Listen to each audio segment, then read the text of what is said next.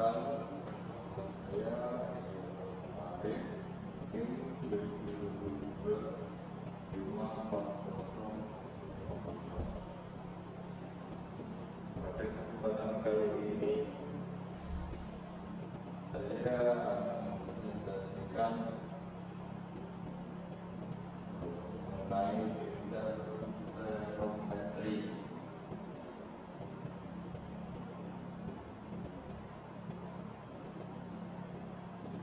Interferometri adalah teknik pengukuran yang memanfaatkan fenomena interferensi gelombang, biasanya cahaya, radio, atau suara, untuk mendapatkan informasi tentang karakteristik gelombang itu sendiri atau interaksinya dengan material.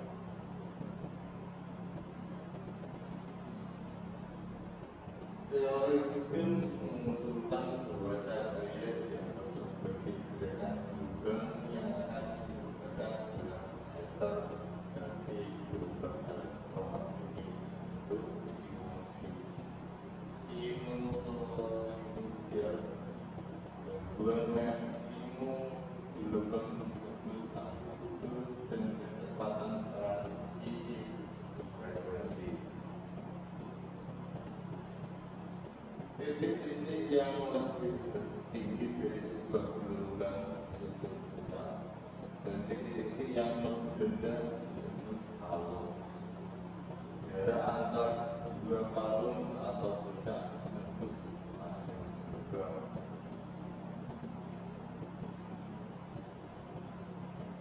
Bagaimana yang diharapkan pada gelombang?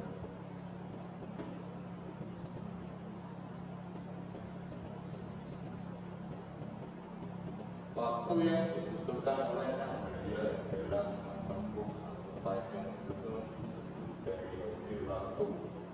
Penetapan ukuran secara akurat berdasarkan dengan standar panjang nasional dan internasional merupakan hal yang penting.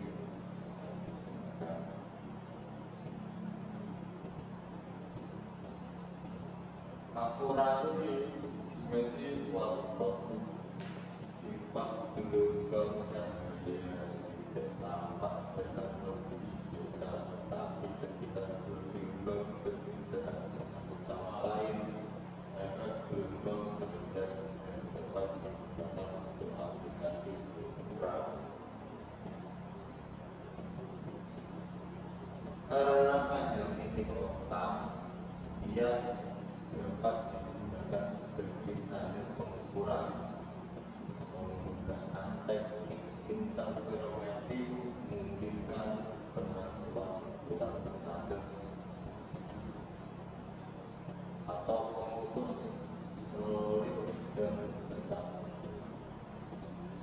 Secara langsung gagal panjang gelombang sumber cahaya yang disebutkannya dengan standar panjang gelombang internasional diketahui dengan tingkat akurasi yang tinggi. Standar panjang lembagaan yang meliputi pemutus slit, BML, dan infeksi meter pengaturan dan lain-lain dikalibrasi dengan gampang pemutus slit kelas referensi yang dikalibrasi secara interferometrik untuk memudahkan akurasi. Cahaya mikromatik seperti jasa interferometri, cahaya putih yang bergabungan semua warna sekalipun tampak merah, kuning, hijau, dan merah. Dan masing-masing peta warna ini terdiri dari sebuah panjang gelombang. Gabungan semua panjang gelombang spektrum nampak dan bentuknya ini cocok untuk interferometri. Untuk mengatasi kesulitan ini digunakan sumber cahaya monokromatik seperti Merkuri Merkuri 198 Tahu Minum Piton 86 Tahu Baterai dan Vital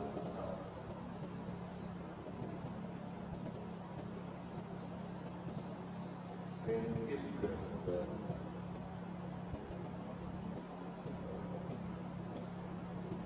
dalam gambar sebelumnya menjelaskan ada dari hukum gabungan bersinar saya yaitu sinar A dan B yang memiliki panjang gelombang yang sama. Ketika keduanya berada dalam fase maka akan terjadi peningkatan amplitude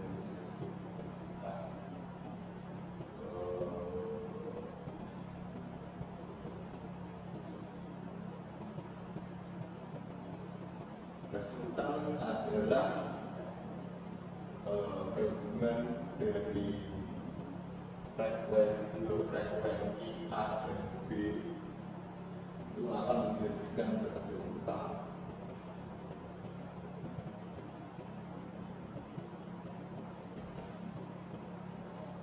Resultan adalah penambahan amplitude sinar gabungan. Jadi jika dua sinar dengan intensitas yang sama berada dalam fase mereka saling melengkapi dan memberikan kecerahan yang berbeda. Jika sinar A dan sinar B berbeda fase atau 180 derajat maka hasil gabungan akan sangat kecil, mungkin nol. Jika amplitude A dan B sama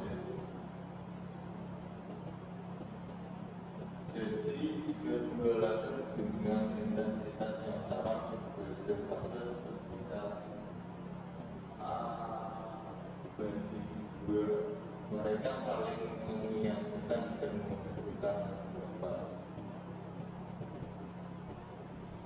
Pembahasan di atas menunjukkan bahwa tentang variasi terjadi jika dua sinar bersifat koheren, yaitu perbedaan fase keduanya dipertahankan dalam jangka waktu yang lama.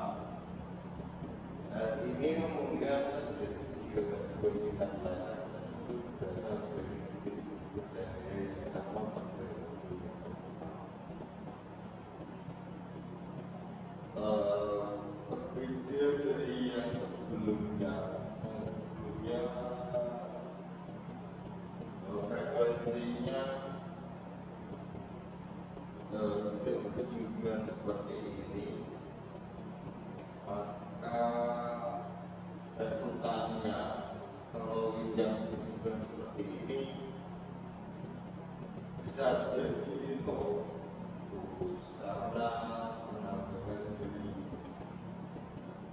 gelombang gelombang A dan B itu bersinggungan akan menjadikan resultan nol atau lebih kecil dari yang tidak bersinggungan.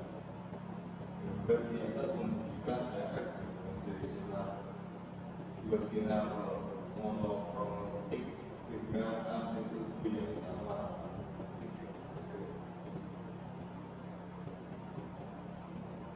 Sekian presentasi dari saya. Jika kurang, mohon maaf jika ada kesalahan kata. Bila kita berbanyak. Assalamualaikum.